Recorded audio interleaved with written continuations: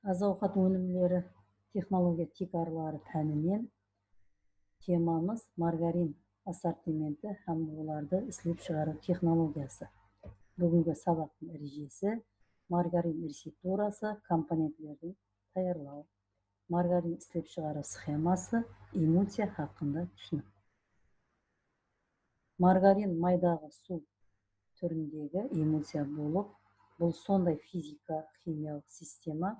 Бұнда тикарғы компоненттердің бірі болған су дисперс фаза, басқа тикарғы компонент майда дисперсион орталық, жүда майда тамшылар ретінде бөлістірілген болады. Маргарин құрамына жоғары сапалы азықтық майлар, сүт, тұз, қант, эмульгаторлар, рең беретұғын азықтық бояулар, ароматизаторлар, витаминдер һәм басқа компоненттер кіреді.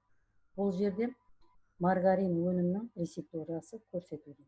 Бұл 100 г өнім ислеп шығарудан өсімлік май 65-4 кг, мәйек порошогы 5 кг, құрғақ сүт 1,6 кг, қанттың құмшекерлері 1,5 кг, ас тұзы 1,1-1,3 кг, ішімлік содасы 0,005 кг, горчичник порошогы 0,75 кг, уксус кислотасы 80% 0,55-0,75 кг һәм су өнімдері болып табылады.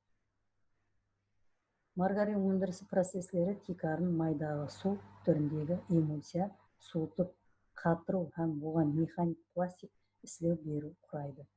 Маргаринді үздіксіз даярлау линияларында рецептура компоненттері тикарынан салмақ бірлігінде, компоненттер болса арнаулы насос дозаторлары жәрдемінде көлем бірлігінде өлшенеді. Компоненттер вертикал цилиндрік араластырғышта араластырылады. Сол араластырғыштың өзінде бәсілепкі эмульсия пайда болады. Бұл көріністі суретте вертикал цилиндрік араластырғыштың суреті көрсетілген. Маргарин сарымайын айрықша дәм һәм иісі болуы үшін оған сүт, табиғи ямысы арнаулы ашылған халда өнімдер һәм ароматизаторлар қосылады.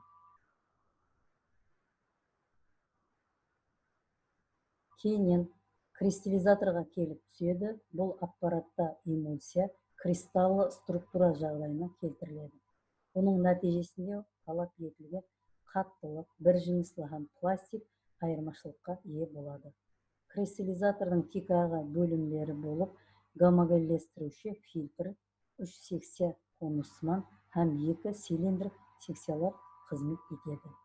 Кристаллизатордың автоматына қарай шығу жайы конусман етіп жасалған. Бұл маргарин массасының тығызлануын тәмінлейді. Концентрацияланған үскене маргарин массасын дискрет тәртіпте жіберу тұруды тәмінлейді. Бұнда кристаллизациялану ысылығы есебінен маргарин температурасы 16-20 градус болу керек. Маргариннің сапасы стандарт талаптарға жауап беруі керек. Физика-химиялық көрсеткіштері бойынша маргаринде май мықтары 82%-тен кем болмауы керек. Бірақ қазіргі уақытта май санатты карханалардың тарапынан арнаулы кем майлы май мықтары 70-60% диета маргаринлері ислеп шығаруға жол қойылған. Маргаринлердің ылғалдығы һәм шушаң затлар мықтары 16-17%. Маргаринді ажыратып алынған майдың еру температурасы болса 27-36 градусты маргарин түріне қарап құрайды. Маргарин қатқан жағдайда су һәм майдан эмульсиядан ібарат. Эмульсия системасы сырттан қарағанда бір жыныстылы болып көрінеді, бірақ ол майда бөлекшелер, тамшылар халында болады. Эмульсия екі түрлі болады: сұйықтылық май һәм су. Эмульсияның араласқан түрі майдың судағы жоғары концентрациясында болуы маргарин алудың аралас эмульсия пайда етуге әрекет етеді. Агрегатив басқа аралықты асыру үшін арнаулы стабилизатор эмульгаторлардан пайдаланылады. Гидрофил эмульгаторлар суда жақсы ериді һәм май-су типіндегі эмульсия пайда етеді. Fil эмульгаторлар болса, майда жақсы ериді.